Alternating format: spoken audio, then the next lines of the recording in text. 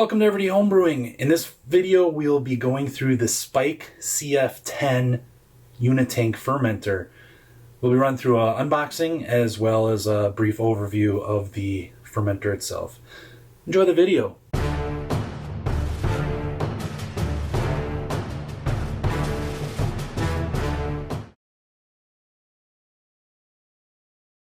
Hello, my name's Tyler and welcome to Everyday Homebrewing. I'm very excited that we will be unboxing and trying out the new Spike CF10 Conical. So this is a unitank, which can also be used as a bright tank, which means you can carb right in your fermentation vessel. How cool is that? So I first laid eyes on this at HomebrewCon in Minneapolis this year. So ever since then, I've kind of fell in love with it and wanted to get one. So I did purchase this unit and all the accessories, so it's not endorsed in any way. So I'm just giving you my experience and kind of my honest opinions at the end of my first use of it. So with that, let's get unboxing. Opening through the first level, this is the bottom plate to help stabilize the arms. Pretty cool. Spike Brewing. Got a nice little sparkle to it. Opening up the next layer. We've got some goodies. First cleaning. Barkeeper's Friend. Some alkaline brewery wash. Some instructions. Conical accessories. Spike sticker. Some gaskets. And the lid. Pull off some styrofoam, and there we have it. Alright, we'll get this pulled out.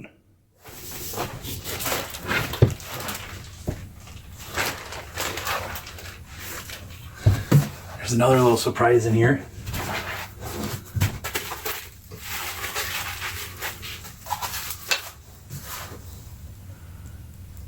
My chilling coil.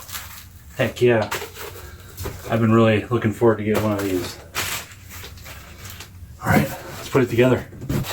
Alright, so as you can see, the wrapping job on this is pretty good here. There's bubble wrap on the outside. Let's cut this off. You have some cardboard wrapping around the inside. So, look at that. On the top, we have a 4-inch tri-clover fitting.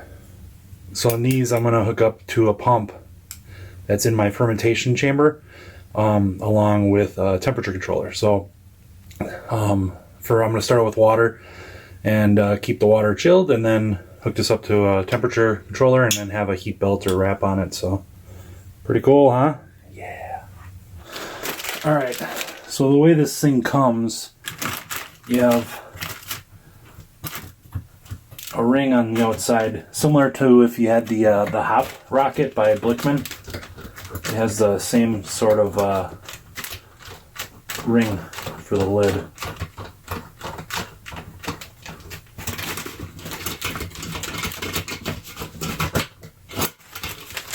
Alright, so pull that apart like that.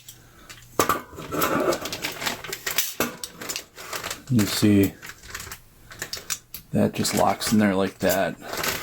So you have this piece, a little T that's threaded, and this piece has a little notch cut in it, and that fits right in there. That's what creates the tension. There we go. And we have our lid.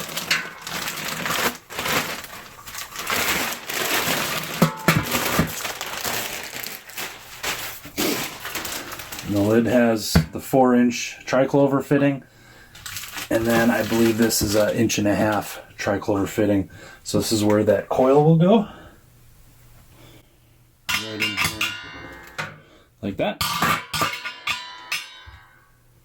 And I believe this fitting will be used for the blow-off and the pressurization kit. But all right, so let's dive in. On the inside, there's a huge box that's nice and heavy, and this would be all of your fittings. Let's take a look at that.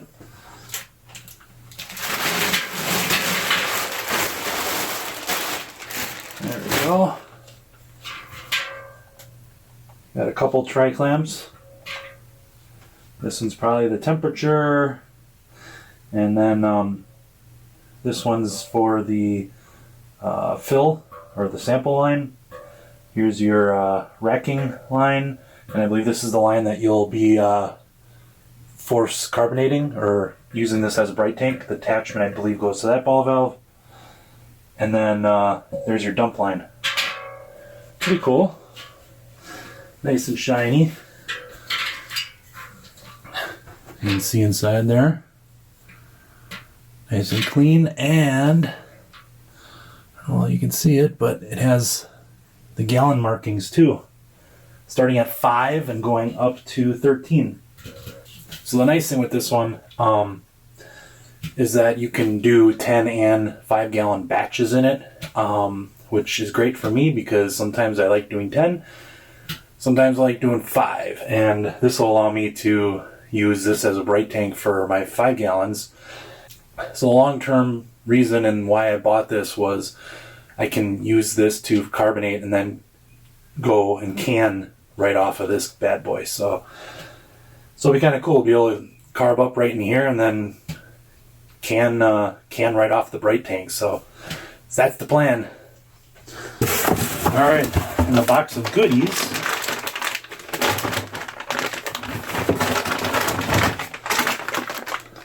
whole heap load of tri-clamps.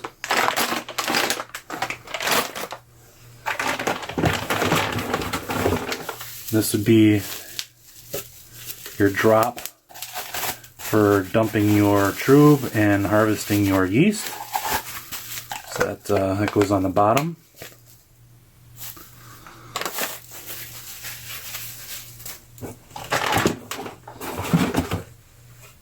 So this, what you got in that bag? Look at that shiny beauty. Got some butterfly valves.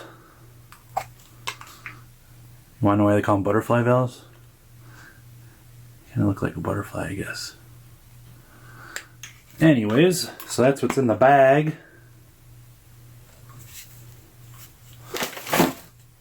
And number 2 bag. So the other one I just showed you is for the racking. This one's for the dump. Pretty cool. Those are some big valves though. Look at that. We got a bag of goodies. And last but not least, we have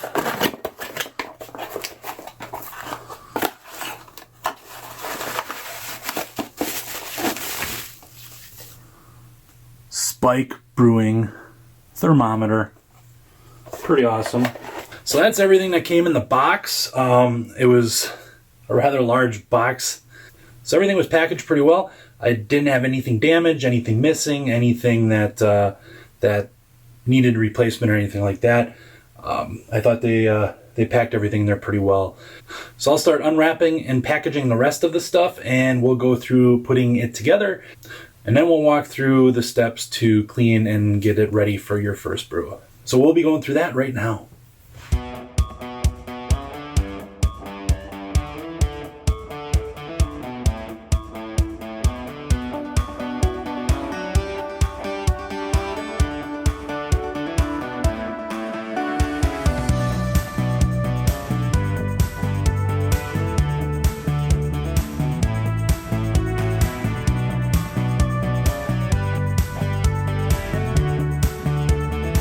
Alright, we're going to start with the bottom. So the first thing we need to do is put the L on, and then the triclover clamps just spin open. What they do is they go around here, and then they'll actually clamp it. And that'll hold it tight to the bottom of the tri-clamp on the bottom of the fermenter.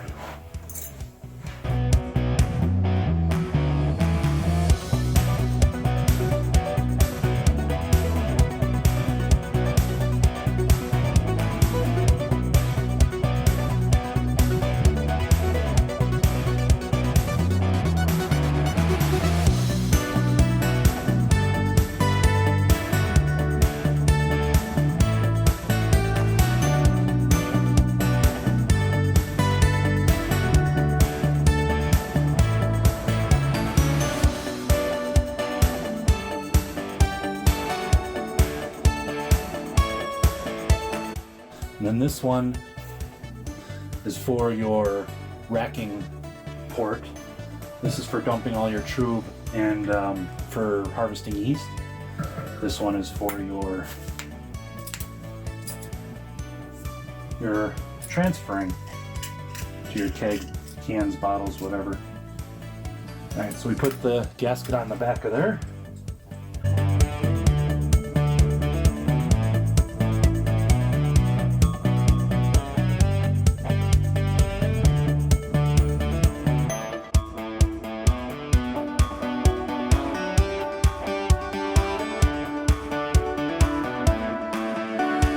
So the next thing we're going to do is put on our sampling valve, which basically opens like this, and then you can take a sample.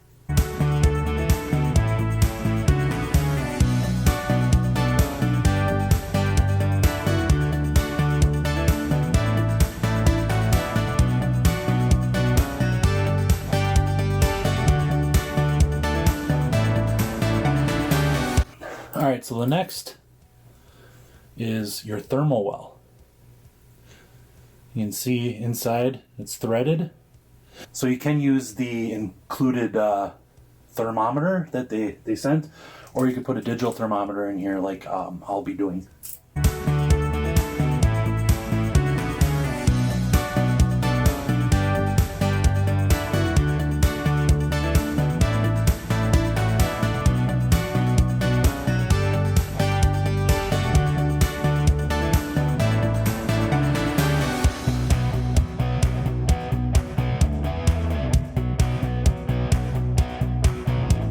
Alright, so we have a couple pieces left, and that all goes onto the top.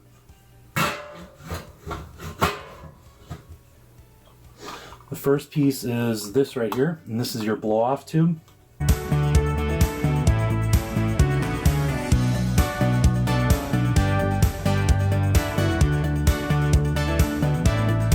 And then you just take a piece of silicone tubing and run it off into a jug of some sort, or a mason jar or something like that.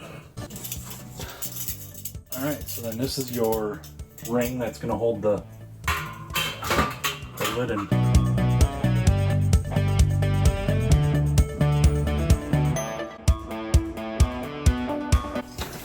Alright, last but not least, we have our chilling coil, or it comes with a blank plate. So if you don't have the chilling coil for right now, you can just put the plate on there, and then that's solid, so nothing will get in or out. But there's some cool accessories that can go with that. So inside your tri-clamp, there's a nice 4-inch gasket. What we need to do is put it onto our chilling coil.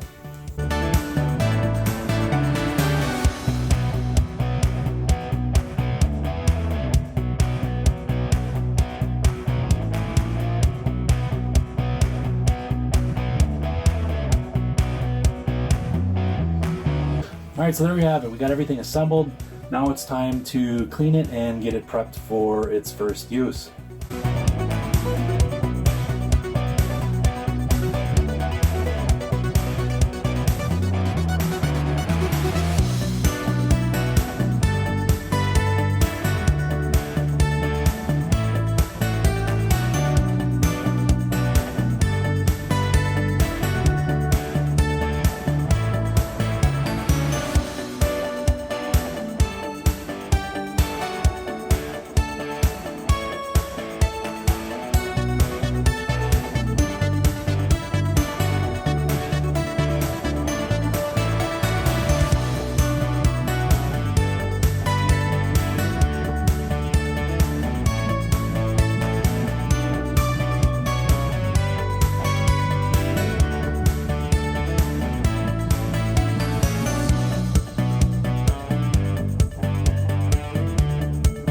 So we went through, unboxed, unpackaged, put together, cleaned out, and then we filled it up with some beer to test it out. I did a 5-gallon batch, and just to test it out. So now the thing is that you do have the 5-gallon marker in there, but where the thermal well comes in is actually like almost right at that 5-gallon mark. So my suggestion is, if you're gonna do, if you're not doing 10 gallons and you want to do like a 5-gallon batch, actually scale it up to a 6-gallon, so you have a little bit of room above that thermal well.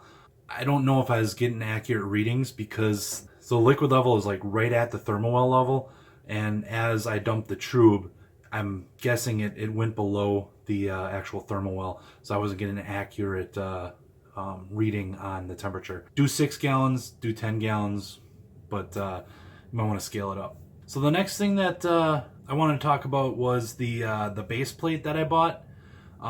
Being that it's 3 legs, the base plate I think really helps kind of sturdy up the legs. Where I was playing with not having that in, and it just seems like having that base plate in there definitely adds a little more stability to it. I did have some little wheels laying around that actually fit, which was great, and put those on. But as you get it full with liquid, it kind of seems a little top heavy, and having only the 3 legs, I've had it, as I'm moving it around, it wanted to kind of tip forward towards the front where the 2 legs are, versus the back with the 1. So it wanted to kind of tip forward a little bit. So that's the one thing I would recommend, that get the base plate. I know it's I think like $40 extra, but it definitely helps stabilize it a little bit more. But even still, it seems like there's a little bit of stability with the 3 legs, and then the opportunity for it to tip, especially when it has a top heavy full load. But so that's just something to pay attention to. Other than that, all my pieces were there, no damage. So the instructions, they just say hot water and dish soap.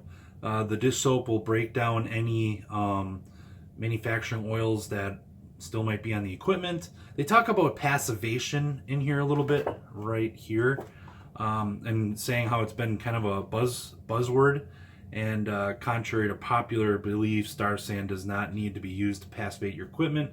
When the stainless steel is cleaned like described, the oxygen in the atmosphere will react with the stainless and instantly form an oxide barrier, passivation. They say that they professionally passivate all their welds according to ASTM standards. So you don't have to necessarily passivate it according to what they're saying. However, I did a soap and water clean and rinse. I did a PBW soak for half an hour, rinsed it, and then I did a tar sand. I just kind of swished it around, and then let that sit and dry out for a little bit. So I might have took extra steps, but I just wanted to be completely ready for my brew day. So as far as operating it, I actually really liked it. I did purchase a tri-clamp to cam lock fitting. The nice thing with this is all my hoses have the cam lock, so all my transfers are done via cam lock and hose. So now with this, I can put this on right at the fill port. So the nice thing is right now I can run off my boil kettle and chiller directly into the fermenter using this fitting right here.